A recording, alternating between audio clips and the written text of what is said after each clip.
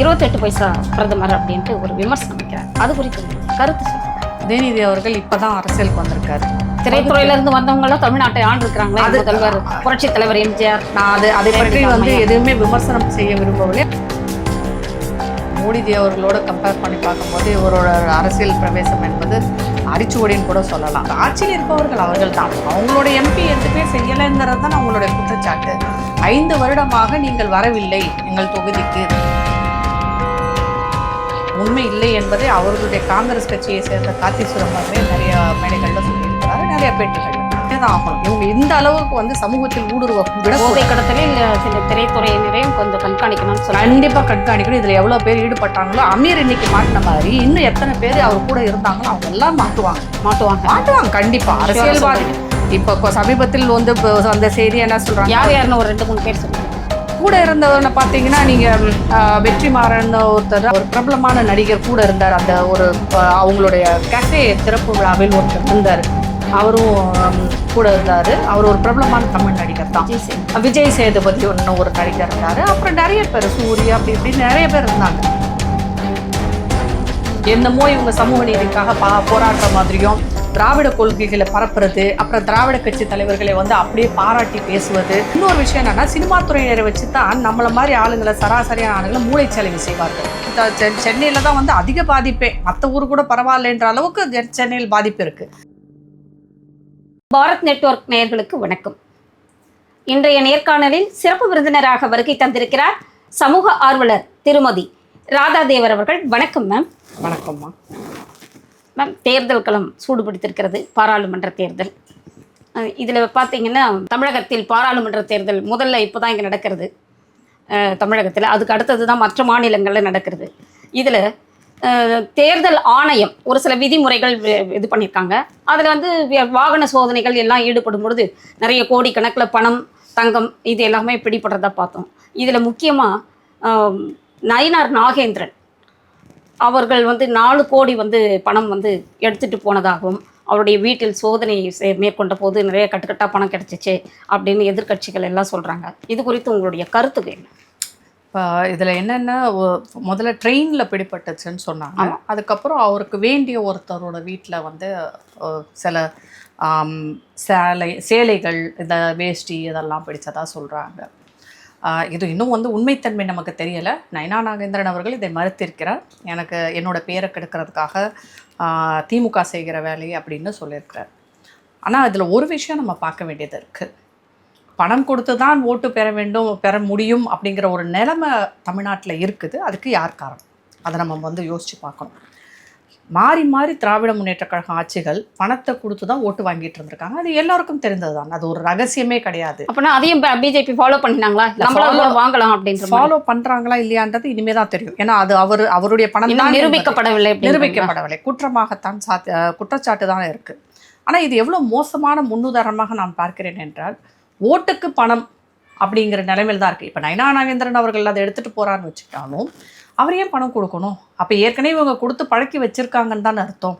அது மாதிரி திமுக அதிமுக இது மாதிரி செய்யலையா அப்படின்னு அவங்க மனசாட்சியை தொட்டு தான் அவங்க பதில் சொல்லணும். இதுக்கு அவங்க ஒருத்தர் தப்பு செய்தாங்க அப்படின்றதுக்காக இப்போ யாருமே பண்ணக்கூடாது என்பது தான் என்னுடைய வாதமும். அது நயினார் நாகேந்திரன் அவர்களே செய்திருந்தாலும் அது தவறு தான். ஆனால் இப்படி ஒரு நிலைமையை உண்டாக்கியவர்களை நாம் கண்டிப்பாக கண்டிக்கத்தானே வேணும். அதே மாதிரி மக்கள் பணத்திற்காக தங்கள் ஓட்டை விலைக்கு கொடுப்பதும் ஏற்றுக்கொள்ளவே முடியாத ஒரு விஷயம். அதில் எப்படி ஒரு நியாயம் இருக்க முடியும்? இவங்க முதல்ல பார்த்திங்கன்னா எல்லாரும் இந்த இவிஎம்மை குறை சொல்லிக்கிட்டே இருந்தாங்க. இவிஎம்மில் திருத்தனம் பண்ணுறாங்க பாஜக, அதனால தான் ஓட்டு விழுது அப்படின்னு சொல்லிட்டு இவங்க பெரிய அளவில் பிரச்சனை பண்ணாங்க. ஆனால் அது உண்மை இல்லை என்பதை அவர்களுடைய காங்கிரஸ் கட்சியை சேர்ந்த கார்த்தி சிதம்பரமே நிறைய மேடைகளில் சொல்லியிருக்கிறாரு, நிறைய பேட்டிகளில். ஆனால் அதை விட மோசமான ஒரு விஷயமாக இதை நான் பார்க்குறேன். நீங்கள் இவிஎம்மில் குறை சொல்கிற ஆள் எப்படி நீங்கள் பணம் கொடுத்து ஓட்டு வாங்குறது மட்டும் சரியான செயலை? அப்போ அதுவும் ஏற்கனவே ஒரு முடிவு செய்யப்பட்ட ஒரு தேர்தலாக தானே இருக்கும். பணம் கொடுக்குறத யாரும் ஒத்துக்கலைங்க. ஒரு சில அது தெரிந்தது. அது ஏதோ ரகசியம் மாதிரி பேசுகிறாங்க. அது ரகசியம்லாம் இல்லை, ஒரு உலகம் கொடுக்குறாங்க. பணம் கொடுப்பது நிறைய வீடியோஸ் எல்லாம் பார்க்குறோமே, உண்மை இல்லை. கூட்டத்துக்கு வர்றதுக்கே பணம் கொடுக்குறாங்க. அப்போ ஓட்டு போடுறதுக்கும் பணம் கொடுக்கத்தானே செய்கிறாங்க அவங்க. அது மக்கள் எல்லாரும் ஒத்துக்கத்தான் செய்கிறாங்க. நிறைய இடத்துங்களில் நம்ம பார்க்குறோம் மக்கள் பணத்தை கொடுக்குறாங்கன்ற. ஏன்னா இன்னொரு விஷயத்த நீங்கள் பார்க்கணும், இது எப்படி பணம் கொடுக்குறாங்க என்பதை பார்க்கும்போது பல வேட்பாளர்களை விரட்டி அடித்திருக்கிறார்கள் மக்கள். நீ 1000 ரூபாய் கொண்டு வந்து கொடுத்துட்டு நீ வந்து எது அனுப்ப பண்ணுவியா? மத்திய சென்னை. ஆமா, அப்ப அவங்க சொல்றது இதான் மென்ஷன் பண்றாங்க. நீ உங்ககிட்ட பணம் வாங்குனதுனால நீ எது வேணாலும் செய்வியா? எந்த கட்சி வேட்பாளர்களை விரட்டி அடிக்கப்படுது? திராவிட முன்னேற்ற கழகம் தானே. ஏன்னா இப்ப ஆட்சியில் இருப்பவர்கள் அவர்கள் தான். அவங்களோட எம்பி எதுவுமே செய்யலைங்கிறது தான் அவங்களுடைய குற்றச்சாட்டு. 5 வருடமாக நீங்கள் வரவில்லை எங்கள் தொகுதிக்கு. வெள்ளம் வந்தப்ப எங்க போயிருந்தீங்க, கோவிட் அப்ப எங்க போயிருந்தீங்க, அப்பெல்லாம் வராத நீங்க இன்னைக்கு எதுக்கு வந்திருக்கீங்கன்றது மக்கள் வந்து வெறுப்படைந்திருக்காரு. இதுல முக்கியமான விஷயமே என்னன்னா, நயினா நாகேந்திரன் அவர்கள் தவறு செய்திருந்தால் அவருக்கான தண்டனை அவருக்கு கிடைக்க போகுது. அதே மாதிரி திராவிட முன்னேற்ற கழகம் அதிமுகவுக்கும் பிற கட்சிகள் யாரெல்லாம் காசு கொடுக்குறாங்களோ அவங்களுக்கும் தண்டனை கொடுக்கப்பட வேண்டும். அது நடந்துச்சுன்னா உண்மையிலே அது ஒரு நல்ல முன்னுதாரணமாகத்தான் நான் பார்ப்பேன். அது யாராக இருந்தாலும் சரி, ஓட்டுக்கு பணம் கொடுப்பது என்பது மிக மோசமான செயல், ஒரு குற்றச்செயல். அதை விட ஒரு பெரிய குற்றச்செயல் என்னன்னா, காசை வாங்கிக்கிட்டு ஓட்டு போடுறது. அப்போ காசை வாங்கிட்டு ஓட்டு போடுற மக்களுக்கு என்ன தண்டனை கொடுக்கறதுன்னு நினைத்தல. அவங்களுடைய தண்டனை அந்த 5 வருடம். 5 வருடத்துக்கு எந்த நலத்திட்டங்களும் நடக்காமல், இவங்களுக்கு எந்த நல்லதுமே நடக்காமல் போயிடுது பாருங்க. அந்த 5 வருட தண்டனையை மக்கள் அனுபவிக்கிறார்கள். அதுதான் ஒரு டைம் காசு வாங்குறதுனால, ஒரு டைம் 1000 ரூபாய் வாங்குறதுனால 5 வருடத்திற்கான ஒரு ஓட்டுக்கு 1000 ரூபாய் தராங்களா மேம்? அது தெரியல. ஆனா வந்து நீங்க சொன்னீங்களா, அதனால நிறைய வீடியோல பார்த்துட்டு இருக்கேன். மக்களே சொல்றாங்க, நான் சொல்லல, மக்களே சொல்றாங்க. ஏன்னா நான் வாங்கினது கிடையாது, அதனால எனக்கு அதை பத்தி தெரியல. ஆனா நிறைய இடத்துல மக்கள் இதை வந்து ஒத்துக்கிட்டு தான். எங்க வீட்டுல 5 ஓட்டு இருக்கு, 5 ஓட்டு இருக்கு, 5000 ரூபாய் வரும் அப்படிங்கிறது எல்லாருமே சொல்றாங்க. அது மாதிரி ஒவ்வொரு இடங்கள்ல போய் கேட்டோம்னா அவங்க காசு கொடுக்குறாங்கன்றது தான் பதிலாக சொல்றாங்க. ஆனால் அது எந்த அளவு உண்மைத்தன்மைன்றது நமக்கு தெரியும். ஆனால் அப்படி ஒன்று நடந்தது என்றால் அதை விட கேவலமான ஒரு விஷயம் தமிழ்நாட்டில் வேறு எதுவுமே கிடையாது. நாம் எவ்வளோதான் நம்மளை பற்றி பெருமையாக பேசி கொண்டிருந்தாலும் அந்த ஓட்டுக்காக நம்ம ஓட்டை வந்து காசுக்கு விற்பது என்பது ஒரு மிக மோசமான ஒரு செயல். அது ஒரு குற்றச்செயலாகத்தான் நாம் பார்க்க வேண்டும். அது இந்தியாவிலே வந்து மக்களுக்கு தெரியலைங்களே, பாமர மக்கள் இவங்கெல்லாம் வந்து ஏன் இவங்கன்னா நம்ம ஓட்டு போட்டு இவங்க சம்பாதிச்சாங்கல்ல, கொடுக்கட்டுமே, இந்த ஒரு நேரம் தானே தராங்க அப்படின்னு வாங்கி வச்சுக்கிறாங்க. இது உண்மை. அதாவது வந்து என்ன சொல்றது, சகஜமா எல்லாருமே பெண்கள் எல்லாருமே கிராமம் நகரத்துல இருக்கிறவங்க கூட வாங்கி வச்சிருக்காங்க. Even educated also they are doing like that. நீங்க சொல்றது 100க்கு 100 நான் ஒத்துக்கிறேன். நிறைய பேர் நம்ம கிட்ட இருந்து சம்பாதிக்கிற பணம் அப்படின்னு சொல்றாங்க. ஒரு ஓட்டு போட்டுட்ட பிறகு அப்புறம் அவங்க தானே கோடி கோடியா சம்பாதிக்கிறாங்க, கொடுக்கட்டும் அப்படின்ற மாதிரி வாங்கி. இது எப்படின்னா ஒரு சுழற்சியா வச்சுக்கலாம். உங்ககிட்ட 100 ரூபாய் கொடுத்துட்டேன்னா, 1000 ரூபாய் கொடுத்துட்டேன்னா நான் அதை எப்படி சம்பாதிப்பேன்? திருப்பி உங்ககிட்ட இருந்து தான் கொள்ளையடிப்பேன். திருப்பி அப்புறம் உனக்கு 1000 ரூபாயை கொடுத்துட்டு நான் 1000 கோடியே கொள்ளையடிச்சிட்டு போவேன். இதில் யாருக்கு நஷ்டம்? மக்களுக்கு தான் நஷ்டம். இன்னுமே மக்களுக்கு அந்த விழிப்புணர்ச்சி வரல. இவனுக்கு கிட்ட 1000 ரூபாய் நம்ம கை நீட்டி வாங்கினா நம்மளுடைய திட்டங்கள் தான். இப்போ வந்து பார்த்திங்கன்னா ரோடு, நம்மளுடைய உள்கட்டமைப்பு தமிழ்நாட்டில் எப்படி இருக்குதுன்னு பார்க்கணும். சாக்கடை வசதியாக இருக்கட்டும், தண்ணீர் வசதியாக இருக்கட்டும், ரோடாக இருக்கட்டும், சாலைகள். திமுக நிறைய சாதனைகளை பண்ணோம் அப்படின்னாங்க. அது மட்டும் இல்லாமல் நிறைய தேர்தல் அறிக்கையெல்லாம் விட்டுருக்காங்க. தேர்தல் அறிக்கையில் அவங்க வந்து போன 5 வருஷத்துக்கு முன்னாடி என்ன சொன்னாங்களோ அதே தான் திருப்பி சொல்லிட்டு இருக்கிறாங்க. இந்த 5 வருஷமா அதெல்லாம் நடக்கல. 90% தேர்தல் வாக்குறுதியில 90% வந்து நிறைவேற்றி விட்டோம் அவங்க சொல்றாங்க. ஆனா இப்ப என்ன அவங்க சொல்றாங்கன்னா, நாங்க நீட்டை ஒழிப்போம்னாங்க. ஒழிக்கவே இல்லை, எல்லாருக்கும் தெரியும். இப்போ கையெழுத்து வாங்கியிருக்காங்க மேம், ஒரு 50 லட்சம் பேர்கிட்ட கையெழுத்து வாங்கியிருக்காங்க, பாரத பிரதமர்கிட்ட கொடுத்துருக்காங்க. அந்த process is going on the way right now. அந்த ப்ராசஸ் வந்து இவங்க மக்கள்கிட்ட போய் கையெழுத்து வாங்கி அது போனால் நடக்குமா?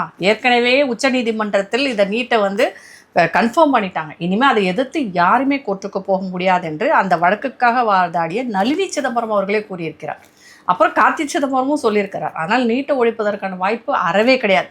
இப்போ நம்ம முதல்வர் ஸ்டாலின் அவர்கள் என்ன சொல்கிறாங்கன்னா, இந்தியா கூட்டணி மேலே வந்தால் நாங்கள் வந்து இதுலேயே கொண்டு வந்து சட்டமன்றத்தை பாராளுமன்றத்தில் கொண்டு வந்து அதை சட்டமாக ஏற்றுவோம். அது எப்படி சாத்தியம்? 400க்கு மேலே இருந்தால் தான் யாரும் வந்து அதை ஒரு சட்டமாகவே ஏற்ற முடியும். அதுக்கப்புறம் அதுக்கு பெரிய ப்ராசஸ். இதெல்லாம் நடக்கிற காரியமே கிடையாது. அதுக்கப்புறம் அதை எதிர்த்து யாராவது உச்சநீதிமன்றத்துக்கு போனால் திருப்பி அது வந்து வரதான் செய்யும். அதனால் இது நடக்காத ஒரு விஷயத்தை நடத்தி காட்டுவோம்னு அவங்க சொல்கிறத பார்த்தாலே மக்களை எந்த அளவுக்கு கவர்ச்சிகரமான தேர்தல் அறிக்கையா இருக்கு. நிறைய சொல்லியிருக்கிறாங்க அவங்க. நிறைய மட்டுமல்ல, காங்கிரஸ் கட்சி கூட முந்தின நாள் வந்து அந்த மேனிஃபெஸ்டோ விட்டுருந்தாங்க. அதை பார்த்தீங்கன்னா தெரியும். அதாவது 1 லட்சம் ரூபாய் ரொம்ப நல்லா இருக்கு. 1 லட்சம் ரூபாய் கொடுப்போம் அப்படின்லாம் சொல்றாங்க. நீங்க 1 லட்சம் ரூபாய் எத்தனை பேருக்கு, எத்தனை குடும்பத்துக்கு நீங்க கொடுக்க போறீங்க? நம்மளோட பட்ஜெட் அதை கணக்கு வச்சு தர முடியாம அந்த பட்ஜெட் இருக்கா நம்ம கிட்ட? இப்ப தமிழ்நாடு முன்னேறிய மாநிலமாக நீங்க எடுத்துக்கிட்டாலும் நீங்க நிறைய மாநிலங்களுக்கு போனீங்கன்னா இன்னுமே உள்கட்டமைப்பு இன்னும் சரியா நடக்கல. இந்த ஒரு 10 வருடமா தமிழ்நாடு பெட்டரா இருக்குது அதர் ஸ்டேட்ஸ் அப்படின்னு. தமிழ்நாடு மட்டும் இல்லை, இப்ப கர்நாடகா போனீங்கனாலும் அங்க கூட பெட்டரா இருக்குது. நீங்க வந்து கேரளால பெட்டரா இருக்கு. தென் மாநிலங்கள் ஓரளவுக்கு. மகாராஷ்டிரா அதுங்க பெட்டராக தான் இருக்குது. நீங்கள் அந்த மாதிரி ஒரு சில மாநிலங்கள் நல்ல மாநிலங்களில் எல்லா இடமும் இப்போ நம்ம தமிழ்நாட்டையே எடுத்துக்கோமே, தென் தமிழ்நாடு எந்த அளவில் இருக்குது, உள்கட்டமைப்பு எந்த அளவில் வந்து நமக்கு சிறப்பாக இருக்குது. ராமநாதபுரம், சிவகங்கை நீங்கள் அந்த சைடு போய் பாருங்கள், அங்கே உள்கட்டமைப்பு எப்படி இருக்குது. இன்னும் கொஞ்சம் ராஜபாளையம், தென்காசி பக்கம் போய் பாருங்கள், உள்கட்டமைப்பு எந்த அளவில் இருக்குன்னு. அங்கெல்லாம் இல்லையே. ஒரு மாநிலத்தில் சென்னை முன்னேறினா போதுமா? எல்லா மாவட்டங்களும் முன்னேறணும். சென்னையில கூட தான் வெள்ளத்துல எல்லாரும் ஒரு 6 நாள் வெளியே வர முடியல. இவ்வளோ பேசுகிற நம்ம சென்னையில் தான் வந்து அதிக பாதிப்பே. மற்ற ஊர் கூட பரவாயில்லன்ற அளவுக்கு சென்னையில் பாதிப்பு இருக்குது. அது ஏன் வந்து 2015 நடந்த நம்ம அந்த வெள்ளத்துலேருந்து ஒரு பாடமும் கற்றுக்கலையே. நம்ம மேயர் என்ன சொன்னாங்க, நாங்கள் இவ்வளோ பணம் செலவழிச்சிருக்கோம், ஒரு சொட்டு தண்ணி நிற்காதுன்னு சொன்னாங்க. ஆனால் நீ ஒரு சொட்டா 10 நிமிஷத்துலேயே ஃபுல்லாக வந்து ட்ரெயின் அவுட் ஆகிடும் அப்படின்னு கூட சொன்னார். ஆனால் என்ன ஆச்சு, கிட்டத்தட்ட ஒரு 10 நாளைக்கு மேலே நம்ம வந்து தண்ணி வடியாமல் இருந்த இடங்கள்லாம் இருக்குங்க. இதுதான் இன்றைக்கு உள்ள நிலைமை. இதை சரி பண்ணுறதுக்கு நம்ம உள்கட்டமைப்புக்கு பணம் தேவைப்படுது. நீங்கள் எல்லாத்தையும் இலவசமாக கொண்டு போய் கொடுத்துட்டு இருந்தீங்கன்னா, 1000 ரூபாய் 1 லட்சம்னு கொடுத்துட்டு இருந்தீங்க, உள்கட்டமைப்பை என்றைக்கு நீங்கள் ஏற்படுத்த போகிறீங்க? மக்களை பிச்சைக்காரனாகவே வச்சுருக்கணும்னு ஒரு முடிவோடு இருக்கிற அரசு தான் இதெல்லாம் செய்யும். நம்ம ஜப்பானை பாரு, அமெரிக்காவை பாருன்னு சொல்கிறோமே, அங்கெல்லாம் 1000 ரூபாய் 2000 ரூபாய் 1 லட்சம் கொடுத்துட்டா இருக்கிறாங்க. அதனால தான் அவங்களுக்கு வந்து அந்த பணம் இருக்கிறது. அதை வைத்து அவர்கள் கட்டமைப்பை சரி பண்ணுகிறார்கள். நாம் இங்கே என்ன பண்ணுறோம், 1000 ரூபாயை கொடுத்து, அதில் வேடிக்கையே வந்து கார்த்தி சிதம்பரம் அவர்கள் பேசினது தான், அந்த 1000 ரூபாய் கிடைச்சா ஒரு கிராமத்தோட பொருளாதாரமே வளருன்றாரு. அதுலேயே இப்போ நீங்கள் சொன்னதும் ஞாபகம் வந்தது. வேலூர் தொகுதியில் நிற்கிறவர் சொன்னார் இல்லைங்களா, ஒரு பெண்மணியை பார்த்தீங்கன்னா முகம் ரொம்ப பளபளன்னு. இதுதான் வந்து நம்ம அரசியல்வாதிகளுடைய உண்மையான முகம். எப்படி ஒரு 1000 ரூபாய் வாங்கி நான் பவுடர் போட்டுட்டு வந்து நின்னா பளபளன்னு ஆயிருதான்னு. இதை விட ஒரு கேவலமாக பெண்களை வந்து எடை போட முடியாது. அவ்வளோ மோசமாக அவர் பேசியிருக்கிறார். திமுகவில் இருக்கும் 2ஆம் கட்ட தலைவர்கள் எல்லாருமே அப்படிதான் இருக்கிறாங்க. ரொம்ப மோசமான வார்த்தைகளை உபயோகப்படுத்துகிறார்கள், மக்களை கேவலமாக நடத்துகிறார்கள். அதோட வெளிப்பாடு காணொலியில் பார்த்தீங்களா மேம், ஒரு திமுக எம்எல்ஏ வந்து இவங்களை ஒரு காவல்துறை அதிகாரியே வந்து தகாத வார்த்தைகளால் பேசினது எக்ஸ் தளத்தில் வந்திருக்கு. காஞ்சிபுரம் மாவட்டம். இது உங்களுக்கு வேணால் புதுசாக தெரியல, ஏன்னா இப்போ வந்து சோஷியல் மீடியா காலம்ன்றதுனால இதெல்லாம் வெளியில் வருது. இதை தொட்டு காலம் தொட்டே வந்து திமுகவினர் இப்படி தான் நடந்துக்குவாங்க. திமுக தலைவர்கள் எல்லாருமே இப்படி தான். ஏன் அண்ணா திமுகவில் அப்படி நடக்கலையா? திராவிட தலைவர்கள்னு கூட வச்சுக்கலாம். ஆனால் அதிகமாக நம்ம திராவிட முன்னேற்ற கழகத்தில் பார்க்குறோம். மற்ற கட்சியில் இருக்காங்க, பேசலன்னு நான் சொல்லலை. ஆனால் திராவிட முன்னேற்ற கழகம் தான், கழகத்தை சேர்ந்த தலைவர்கள் தான் வந்து மரியாதை இல்லாமல் கேவலமான வார்த்தைகளால் பேசுவது அவங்க தான். இன்னொன்று வந்து அதிகாரிகளை எவ்வளோ கேவலமான, நீங்கள் அதிகாரிகளை நீங்கள் போலீஸ்காரவங்களை பார்த்தீங்க. இதே திமுக அவங்களுடைய போன இந்த 2020 வந்து அவங்க கொடுத்த தேர்தல் அறிக்கையில் வந்து நாங்கள் ஆசிரியர்களுக்கு, இடைநிலை ஆசிரியர்கள், இப்போ வந்து கான்ட்ராக்டில் சேர்ந்தவங்களுக்கு நாங்கள் வேலையை வந்து உறுதி செய்கிறோம். நாங்கள் நர்ஸு, செவிலியர்கள் போன அதிமுக எந்த அரசு துறையினருக்கும் இவர்கள் எதுவுமே செய்யலை. இப்போ சமீபத்தில் போக்குவரத்து துறை ஊழியர்களுக்கு ஓய்வூதியம் ஒன்றுமே கொடுக்கல. அந்த மாதிரி வந்து அவங்களுக்கு எல்லாருக்குமே வந்து பணம் வந்து சம்பளம் சரியாக போய் சேரல. நிறைய பேருக்கு நிரந்தர. காரணம் என்ன? கஜானா காலி, 9 லட்சம் கோடிக்கு மேலே கடன். ஒருத்தர்கிட்டயே எத்தனையோ கோடிகள் இருக்குது அப்படின்ட்டு பாருங்க, இடி ரைடு வருது, இதெல்லாமே சொல்கிறாங்க. அது அவங்களோட சம்பாத்தியம். மக்களான நமக்கு அது 1000 ரூபாய் வாங்கி ஓட்டு போட்டால் இதான் நிலைமை. நமக்கு யார் சிறந்த வேட்பாளர் என்று தெரிந்து, எந்த அரசு நமக்கு நல்லது செய்யும் என்று தெரிந்து ஓட்டு போட்டால் இந்த பிரச்சனை வராது. காசு கொடுத்தா வாங்கிட்டு போகிறோன்னு சொன்னால் இந்த தான் நிலைமை நமக்கு. அது போக நம்மக்கிட்டே இருந்து வசூல் பண்ணுறது என்ன, நமக்கு கரண்ட் பில்லு எகிரி போயிடுச்சு, அப்புறம் கார்பரேஷன் டேக்ஸ் எகிரிடுச்சு, முக்கியமாக அரிசி விலை ஏறிடுச்சுங்க, எல்லாமே ஏறிடுச்சு. இப்போ வந்து விலைவாசி எங்கேயோ போய்கிட்டு இருக்கு. ஃப்ரீயாக பஸ்ஸு விடுறேன்னு சொல்லிட்டு எத்தனை வழித்தடங்களில் வந்து அவங்க பஸ்ஸு நிப்பாட்டியிருக்கிறாங்க, அது யாருக்குமே தெரியாது. அதே மாதிரி பஸ்ஸு டிக்கெட் அதிகப்படுத்தியிருக்காங்க, பெண்களுக்கு ஓசியாக கொடுத்து விட்டு ஆண்களிடம் வசூல் பண்ணி கொண்டிருக்கிறார்கள். இதெல்லாமே தெரியும் நமக்கு. நாம் அதை மக்கள் வந்து இந்த விளம்பரத்திற்கும் இந்த இலவசத்திற்கும் ஆசைப்பட்டதுனால இந்த எலெக்ஷனில் வந்து ஒரு மாற்றத்தை பார்க்க முடிகிறது. மக்கள் வந்து இது என்னென்னா, ஆளும் கட்சிக்கும் பிற கட்சிகளுக்குமான சண்டையாக தெரியல, மக்களுக்கும் ஆளும் கட்சிக்கான சண்டையாக மாறிட்டு இருக்கு. எங்கெல்லாம் எம்பி எல்லா இடத்துலையும் மக்களே கேட்குறாங்க, கேட்க ஆரம்பிச்சிருக்காங்க. ஆனால் சட்டையை பிடிச்சி கேட்குற அளவுக்கு மக்களுக்கும் அந்த தகுதி இருக்கணும். நீ காசை வாங்கிட்டு ஓட்டு போனால் நீ சட்டையை பிடிச்சி கேட்க முடியாது. ஆனால் கேட்குறாங்க. அது ஒரு நல்ல மாற்றமாக பார்க்கிறேன். இதே வீரியத்தோடு கொடுக்குற பணத்தையும் எனக்கு வேண்டான்னு என்றைக்கு நாம் சொல்கிறோமோ அன்றைக்கு தான் வந்து உண்மையான ஜனநாயகம் தமிழ்நாட்டை பொறுத்த வரைக்கும் மலருதுன்னு எடுத்துக்கலாம் நம்ம. அடுத்ததாக ரோடி மோட் ஷோ, அது பாரத பிரதமர் மோடி அவர்கள் ரோடு ஷோ நடத்துகிறாரு. அங்கங்கே அவருடைய பேனர் எல்லாமே வந்து தேர்தல் ஆணைய விதிமுறைகளுக்கு அப்பாற்பட்டது, முரணானது அப்படின்ட்டு அகற்றுறாங்க. அதனால் வாக்குவாதம்லாம் நடத்துறது. அது மட்டும் இல்லாமல் இப்போ இவர் வந்து ஃப்ரீக்வெண்ட்டாக வந்துகிட்டு இருக்கிறாரு. இந்த ரோட் ஷோ இதனாலலாம் வந்து பாஜகவுக்கு ஓட்டு விழுந்துரும்னு நினைக்கிறீங்களா? ரோட் ஷோ நடத்துறதுனால ஓட்டு விழுமான்னு எனக்கு கேட்டிங்கன்னா, அதை விட மோடியின் திட்டங்களால் தான் ஓட்டு விழும். நான் அப்படி தான் நான் வந்து நினைக்கிறேன். மோடி கொண்டு வந்த திட்டங்களால் இந்தியா முழுவதுமே ஒரு மாற்றம் ஏற்பட்டுள்ளது. நிறைய ஒரு திட்டம் கூட செயல்படுத்தல, தமிழ்நாட்டுக்கு ஒன்றுமே செய்யலை, வட மாநிலங்களுக்கு மட்டும் ஒரு கண்ணில் வெண்ணெய் ஒரு கண்ணில் சுண்ணாம்பு வச்ச மாதிரி தான் பேசிக்கிட்டு இருக்காங்க. அது அரசியல்வாதிகள் அப்படி தான் பேசுவாங்க. ஆனால் உண்மையை சொல்லணும்னா ஜல்ஜீவன் திட்டமாக இருக்கட்டும், முத்ரா லோன் திட்டமாகட்டும், ஆவாஸ் யோஜனா திட்டம், இதில் அதிகமாக வந்து பயனடைந்தவர்கள் தமிழ்நாட்டை சேர்ந்தவர்கள் தான். இதில் எந்த மாற்று கருத்துமே இல்லை. இந்த கோவிடுக்கு இன்ஜெக்ஷனை ஃப்ரீயாக கொடுத்ததில் இருக்கட்டும், அது ரேஷனில் இலவச அரிசியிலேருந்து பொருட்கள் கொடுப்பதில் இருக்கட்டும், 100 நாள் வேலை திட்டத்தில் 317 ரூபா கொடுக்கறதா இருக்கட்டும், எல்லாமே வந்து மத்திய அரசின் திட்டங்கள் தான். இப்போ ஒன்றுமே இல்லை. இந்த 1000 ரூபாய் இவங்க கொடுத்ததே வந்து பட்டியலின மக்களுக்காக ஒதுக்கப்பட்ட பணத்து 3000 கோடி ரூபாயில இருந்து தான் இவங்க கொடுத்துருக்குறாங்க. அதுவே இப்போ மத்திய அரசு விளக்கம் கேட்டு நோட்டீஸ் அனுப்பியிருக்கிறாங்க தமிழ்நாடு அரசு கிட்ட.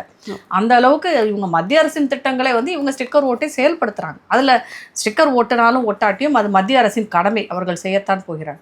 ஏன் மோடி அடிக்கடி இப்போ தமிழகத்திற்கு வருகிறார் அப்படிங்கிற கேள்வியை நீங்கள் ஏன் வரக்கூடாது என்பது தான் என்னுடைய கேள்வி. வரட்டும். இப்போ அவர் வரக்கூடாது அப்படின்னு இல்லை, இவர் வர்றதுனால ஏற்கனவே பாஜகவினுடைய நிலைமையை வந்து தமிழகத்தில் தெரியும். திராவிட கட்சிகள் தான் கோலோச்சி கொண்டு வருகிறது. பாஜக எப்பயுமே ரொம்ப பின்தங்கிய நிலையில் 1-2 வந்தாவே பெரிய வசதியாக நினைக்கிறோம். அப்படி இருக்கிறச்ச இவர் வர்றதுனால வந்து அந்த வாக்கு சதவிகிதம் மற்றும் இது 2 விதமாக பார்க்கலாம். ஒன்று, அவர் வராட்டி ஏன் வரலன்னு கேட்குறாங்க, வந்தால் ஏன் வர்றாருன்னு கேட்குறாங்க. இப்போ வரணுமா வரலையா வரக்கூடாதா என்பதே தெரியும். இயற்கை தானே, வரலனால வரல, ஏன் வரலன்னு கேட்கறது. அதனால அவர் வர ஆரம்பிச்சிருக்கார். இவங்கெல்லாம் கேட்கறதுனால இது அரசியல் களமாக இருப்பதால் அவர் வந்து அடிக்கடி வந்து பார்க்க வேண்டியது ஒன்று இருக்கு. ஒன்று, தமிழக தேர்தல் களத்திற்காக வருகிறார். இன்னொன்றை வந்து நீங்கள் பாஜகவினருக்காக வருகிறார்.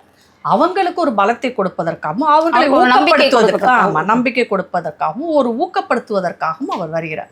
எங்கெல்லாம் தேர்தல் நடந்ததோ, அது வெஸ்ட் பெங்காலா இருக்கட்டும், இல்லை மகாராஷ்டிரத்துக்கும் போறார், எல்லா இடத்துக்குமே போயிட்டு இருக்கார். அவருடைய பங்களிப்பாக அவர் ஒரு காரியகர்த்தாவாக அவர் செய்ய வேண்டிய வேலையை அவர் செய்கிறார். பிரதமராக நான் ஒரு பிரதமராக பார்க்கல, பாஜக கட்சியின் ஒரு அங்கத்தினராகத்தான் பார்க்கிறேன். அதை வைத்து அவர் எங்கெல்லாம் அவரால் வேட்பாளர்களுக்கும் பாஜக கட்சிக்கும் உதவி செய்ய முடியுமோ அதை செய்து கொண்டிருக்கிறார். இதில் என்ன தவறு இருக்குது? இந்த ஏற்கனவே இருந்த இப்போ இவருக்கு முன்னாடி பார்த்தீங்கன்னா நரேந்திர மோடி அவர்களுக்கு முன்னாடி இருந்த மன்மோகன் சிங் என்னைக்காவது வந்திருக்காரா? நீங்கள் அந்த கேள்வியை யாருமே கேட்டது கிடையாது. அவர் எத்தனை தடவை வந்திருப்பார் தமிழ்நாட்டுக்கு? ஒரு தடவை கூட அவர் வரவே இல்லை. அதற்கு முன்னாடி இருந்த பிரதமர்களை நீங்கள் வரிசையாக எடுத்து பார்த்தாலும் இந்திரா காந்தி, ராஜீவ்காந்தி அவர்களுக்கு அடுத்து ராஜீவ்காந்தி நிறைய முறை வந்திருக்கு. அதான் அது வந்து ராஜீவ்காந்தி அவர்கள் இங்கே வந்து அதற்கான பயனையும் அடைந்தார் என்பது எல்லாருக்குமே தெரியும். கண்டிப்பாக. அதனால் அவருக்கு அடுத்ததாக நீங்கள் யாருமே பெருசாக நம்ம வந்து கண்டுக்கவே இல்லை. தமிழகத்திற்கு வரல. இமீடியட்டாக நம்ம பேசணும்னா மன்மோகன் சிங்கை தான் சொல்லணும். எத்தனை தடவை நம்ம தமிழ்நாட்டுக்கு வந்திருக்காரு, எத்தனை நலத்திட்டங்களை இங்கே வந்து செயல்படுத்தி இருக்கிறதுக்காக வந்திருக்காரு. ஒரு தடவை கூட அந்த மாதிரி செய்யலையே. ஆனால் அவரை யாரும் பேச மாட்டாங்க. இன்றைக்கு நரேந்திர மோடி அவர்கள் தமிழகத்தை அவரோட பேச்சுக்களிலெல்லாம் உங்களுக்கு தெரியும். இன்னொரு விஷயம் நீங்கள் பார்த்தீங்கன்னா G20 இங்கே நடந்த போதும் சரி, அதற்கு முன்னாடி சைனாவின் பிரீமியர் வரும்போதுவாக இருக்கட்டும் சரி, பல விஷயங்கள்ல அவர், அதுக்கப்புறம் நம்மளுடைய செஸ் சாம்பியன் அது நடந்தப்பையும் சரி, அவர் வந்து கொண்டு தான் இருந்தார். அப்பப்போ வந்து ஏன்னா அவருக்கு தமிழகத்தை பிடித்திருக்கிறது என்று அவரே சொல்கிறாரு. தமிழ் தான் உலகத்தின் ரொம்ப மூத்த மொழி அப்படின்னு அவரே ஒத்துக்கிறார். எல்லாமே அவர் வந்து தமிழை வந்து இதெல்லாம் கூட ஓட்டு வாங்குறதுக்காக தான். நீங்கள் என்னதான் திருக்குறள் சொன்னால் கூட வர முடியாது அப்படின்னு எதிர்கட்சிகள்லாம் சொல்கிறாங்க இல்லைங்க. திருக்குறள் யார் வேணாலும் படிக்கலாம், யார் வேணாலும் சொல்லலாம். இவங்களுக்கு தெரிஞ்சால் இவங்களும் சொல்லட்டும்.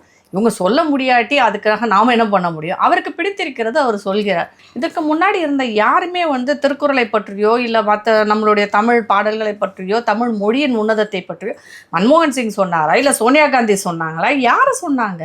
யாருமே சொல்லலை. அதை சொல்லாத ஒரு விஷயத்தை நம் பிரதமர் நமக்காக பேசும்போது அதை விட பெருமை என்ன இருக்குது ஒரு தமிழராக நமக்கு? அதையும் கேலி செய்யும் ஒரு மனோநிலை வந்து நம்ம கட்சிக்காரர்களுக்கு இருந்தால் யாருடைய மனசில் கோளாறு இருக்குது? இவங்க மனசுல தான் இருக்கு. நம்மை பெருமையாக பேசுபவரை நாம் பெருமையாக நினைக்க வேண்டும் இல்லையா? அந்த ஒரு சின்ன ஒரு விஷயம் கூட நம்மளுடைய ஆளும் கட்சியான திராவிட முன்னேற்ற கழகத்துக்கு இல்லை என்றால் அது அவங்களுடைய பிரச்சனை. ஆனால் ஒரு தமிழராக நம் தமிழ்நாட்டை சேர்ந்தவர்கள் இதெல்லாம் நம்ம பெருமையாக தான் நம்ம நினைக்கணும். அடுத்ததாக இன்னைக்கு காலையில் வந்து ஒரு பரபரப்பான செய்தி, பிரேக்கிங் நியூஸ். தூங்கி எழுந்ததும் ஜாஃபர் சாதிக்கினுடைய நண்பர் இயக்குனர் அமீர் போதை, அதாவது வந்து அவர் ஜாஃபர் சாதிக் அப்படின்றவர் எல்லாருக்கும் தெரிஞ்சிட்டார். இப்போ ரொம்ப ஃபெமிலியர் ஆகிட்டார். ஏன்னிங்கன்னா அவர் வந்து சர்வதேச போதை கடத்தல் மன்னன் அப்படின்னு தான் போடுறாங்களே. அவர் சம்பந்தப்பட்ட இடங்களில் வந்து 35 இடங்களில் இடி வந்து ரெய்டு நடத்தினது அப்படின்னு சொல்லிட்டு. அவர் முக்கியமாக என்னன்னீங்கன்னா, அவர் வேறு எந்த மாநிலத்தை சார்ந்தவராக இருந்தால் பரவாயில்ல, தமிழகத்தில் அதுலேயும் அவர் வந்து திமுகவில் சென்னை மேற்கு மாவட்ட அயலக அணி அமைப்பாளராக இருந்தார். அவரோட சம்மந்தப்பட்ட இதை வந்து இப்போ வந்து இடி ரெய்டு நடத்துறதுனால என்ன ஒரு விளைவு ஏற்படுகிறது, அதை பற்றி உங்களுடைய கருத்து என்ன சொல்கிறீங்க? என்னை பொறுத்த வரைக்கும் இது ஒரு அவமானமாக கருதுகிறேன் தமிழகத்திற்கு. அது உலக அளவிலும் சரி, இந்திய தேச அளவிலும் பார்த்தீங்கன்னா, ஒரு போதைப் பொருள் கடத்தலில் தமிழ்நாடு ஈடுபட்டு இருந்திருக்கிறது. தமிழக நாட்டை சேர்ந்த ஒருத்தர், அதுவும் ஆளுங்கட்சியில் அங்கமாக இருந்த ஒருத்தர் செய்திருக்கிறார் என்பது. உடனே போட்டோஸ்லாம் டெலீட் பண்ணிட்டாங்க, போட்டோஸ் டெலீட் பண்ணாங்க, கட்சியை விட்டு தூக்குனாங்க, எல்லாம். ஆனால் நடந்ததை யாரும் மாற்ற முடியாதுல்ல. எடுத்துட்டாங்க. ஆனால் நடந்ததை மாற்ற முடியாதுல்ல. ஏன்னா அவர் இது முதல் தடவையாக அவர் அரெஸ்ட் ஆகலை. ஏற்கனவே அவருக்கு மேலே ஒரு கேஸ் இருந்து அரெஸ்ட் ஆயிருக்கார், இதே போதைப் பொருள் கேஸில். அதற்கப்புறம் அதை கூட நம்ம விட்டுட்டு சரி திருந்திட்டாருன்னு சேர்த்துட்டாங்கன்னு வச்சுக்கணும். ஆனால் அப்படிப்பட்ட ஒரு ஆளை நம்ம எங்கே வைக்கணுமோ, அவருக்கு உடனே பதவி கொடுத்துருக்கீங்க. அவர் முதலமைச்சர் அவருடைய குடும்பத்தினருடன் சேர்ந்து நெருக்கமாக இருந்திருக்கிறார், பிஸ்னஸ் செஞ்சிருக்கிறாரு, படங்களுக்கு வந்து பணம் கொடுத்திருக்கிறார், அப்புறம் சினிமாக்காரர்களுடன் மிக நெருங்கிய உறவோடு காவல்துறைக்கு சிசிடிவி கேமரா. இதை நம்ம அதாவது எனக்கு ஒரு விஷயம் புரியல. இன்டெலிஜென்ஸ்னு ஒன்று இருக்கும் இல்லையா, உளவுத்துறை இருக்கு. உளவுத்துறைக்கு வரைப்பட்ட தெரியாமலா இருந்திருக்கு, அந்த அளவுக்கு கேவலமாக உளவுத்துறை இருந்திருக்கு. இவரை சேர்க்க நீங்க என்ன சொல்றீங்க? உளவுத்துறைக்கு தெரிந்தே தான் செய்திருக்கணும், இல்லாட்டி வந்து இது நடந்தே இருக்காதுமா. ஏன்னா போலீஸ்காரங்களுக்கு தெரியாத விஷயமே கிடையாது. அவ்வளவு மோசமா நம்மளுடைய தமிழ்நாடு வந்து ஸ்காட்லாந்து யார்டுக்கு இணையான காவல்துறை வந்து குறைச்சி மதிப்பிட விரும்பவே இல்லை. கண்டிப்பாக அவருக்கு தெரிஞ்சிருக்கும். அப்படி போட்ட ஒரு ஆளை வந்து எப்படி நீங்க நெருக்கமாக விட்டீங்க முதலமைச்சருக்கு? அதுவே முதல் கேள்வி. அது எவ்வளோ ஒரு கேவலமான தமிழ்நாட்டு போலீஸுக்கு இது ஒரு பெரிய களங்கமாக நான் நினைக்கிறேன். அவர்களுடைய அறக்கட்டளைக்கெல்லாம் பணம் டொனேட் பண்ணும்போது கிட்ட போயிட்டு கொடுக்கறது தப்பு இல்லை. அது எப்படி அப்ப திருடங்கிட்ட இருந்து பணம் கொடுத்துருக்காரு? அப்ப இவர்கிட்ட போதைப் பொருள் கடத்தினவர்கிட்ட வாங்கின மாதிரி மற்ற எல்லா குற்றவாளிகிட்ட இருந்து பணம் வாங்கிக்கலாமா? இவங்க வாங்குவாங்களா? இப்போ வந்து இவர் உலக அளவில் ஒரு குற்றவாளி ஆகியிருக்கிறார். ஏன்னா இவர் மேல சர்வதேச அளவில் ஒரு குற்றவாளி. இவர் சும்மா கிடையாது. அதுவும் போதைப் பொருள் கடத்துறது பல நாடுகளில் உங்களுக்கு வந்து தூக்கு தண்டனை தான் விதிப்பாங்க. அது வந்து அதுதான் ஆமாம், மேக்சிமம் வந்து என்ன பனிஷ்மெண்ட்டோ அதை கொடுக்குற ஒரு குற்றச்செயல். இது சாதாரண குற்றச்செயலாக நான் கருதவில்லை. இன்னொன்று, போதைப் பொருள் கடத்தலில் ஈடுபடுறவங்க அதில் வர பணத்தை எங்கே கொண்டு போய் கொடுப்பாங்கன்னு பார்த்தீங்கன்னா தீவிரவாதத்துக்கு தான் அதிகமாக உபயோகப்படுது. அது எல்லாருக்குமே தெரியும், இது உலகமே தெரிஞ்ச ஒரு விஷயம். அப்படின்னா இவர் போதைப் பொருள் கடத்துகிற பணத்தை என்ன பண்ணார், தீவிரவாதம் ஏதாவது இருக்கா, இந்த ஆங்கிளில் போலீஸ் விசாரிச்சுட்டு இருக்கிறாங்க. அப்போ எவ்வளோ பெரிய குற்றத்தை செய்த ஒரு குற்றவாளியை நீங்கள் எப்படி கொஞ்சம் கூட வந்து விசாரிக்காமல் உங்கள் கட்சியில் சேர்த்து, அதுவும் அவ்வளவு நெருக்கமாக புகைப்படங்கள் எடுத்து வெளியே விடுறீங்க? அது நீங்க என்ன சொல்ல வரீங்க? அப்ப கண்டிப்பா இவர் முதல்வர் குடும்பத்தை எல்லாம் தெரிஞ்சு தானே பண்ணியிருக்க முடியும், தெரியாம எப்படி பண்ணியிருக்க முடியும்? அப்படி நீங்க ஒண்ணு தெரியாம பண்ணியிருந்தா அவ்வளவு மோசமான நிலைமையில் நம்மளுடைய இது காவல்துறை இருக்கிறது, அவ்வளவு மோசமாக நம்ம அரசாங்கம் இருக்கிறது, இது கூட தெரிஞ்சுக்க முடியாத அளவுக்கு. அதற்கப்புறம் இல்லை நாங்கள் தெரிஞ்சு போனோம்னா இதை விட கேவலம் வேற ஒன்றும் கிடையாது. ஒரு குற்றவாளியை கொண்டு வந்து நீங்கள் பக்கத்தில் வச்சுருந்தீங்கன்னா அதை விட மோசமான செயல். எப்படி பார்த்தாலும் இவர்கள் மேல் தவறு இருக்கிறது இல்லையா? அது வந்து நம்ம ஏற்றுக்கொள்ளவே முடியாத ஒரு விஷயம்.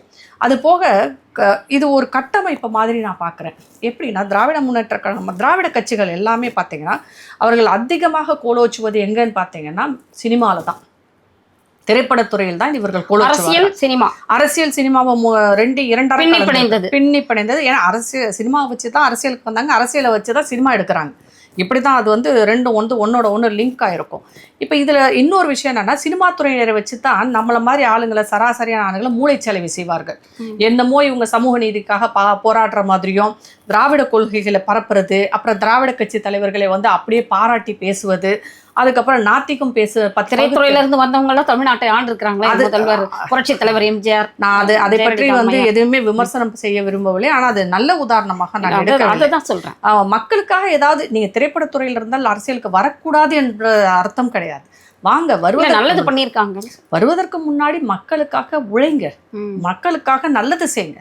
அதற்கப்புறம் மக்களிடம் வந்து சேருங்க. ஆனால் ஒரு 10 படம் நடித்ததுக்கு அப்புறமே நான் தான் முதலமைச்சர்னு வந்து உட்கார்றாங்க பாருங்க. ஆனால் நீ உங்கள் சொந்த வீட்டில் கூட நீ ஒழுங்காக இருக்க மாட்டேன், உங்கள் அப்பா அம்மாவுக்கு கூட சோறு போட மாட்டேன், பக்கத்து உன் வீட்டை கோட்டை மாதிரி வச்சுக்கிட்டு உள்ள ஒருத்தனை விட மாட்டேங்க, ஒரு வேளை சாப்பாடு யாருக்கும் போட மாட்டேன், ஆனால் நான் முதலமைச்சர் அப்படின்றது வந்து இதெல்லாம் எப்படி ஏற்றுக்கிறது? இவர் எம்ஜிஆர் அவர்கள் வந்து முதலமைச்சராக இருந்தானா அவர் செய்த காரியங்கள் எல்லாருக்குமே தெரியும். அவர் பல வருடங்கள் வந்து சினிமாவில் இருந்த அது போக வந்து அவர் அரசியலுக்கு வந்ததே ஒரு நிகழ்வாகத்தான் நடந்தது. அவர் ஏற்கனவே திராவிட கழகத்திற்காக உடைத்து அதற்கப்புறம் வெளியில் வந்து ஒரு கட்சியை உண்டு பண்ணி அதற்காக போராடி அதற்கப்புறம் தான் முதலமைச்சர். அவருடைய 60-70 வயதில் தான் அவர் வந்தார். அதுக்கு முன்னாடியெல்லாம் அவர் ஒன்றும் வரல. ஆனால் இப்போ அப்படி நடக்கலை. இன்னொன்று, சினிமா துறையினர் வந்து என்ன ஆகுதுன்னா, சினிமா துறையினர் கண்டிப்பாக கண்காணிக்க வேண்டும். ஏன்னா அவங்க படம் எடுப்பதற்கான பணம் எங்கேருந்து வருதுன்னா இந்த மாதிரி பணம் தான். முன்னாடி நீங்கள் பார்த்தீங்கன்னா பாம்பேயில் நடந்தது இது. பெரிய தீவிரவாத குற்றவாளி உங்களுக்கு தாவூத் இப்ராஹிம், அவர் தான் வந்து பாலிவுட்ல எல்லா படங்களுக்கும் அவர் வந்து ஃபினான்ஸ் பண்ணிருக்காரு.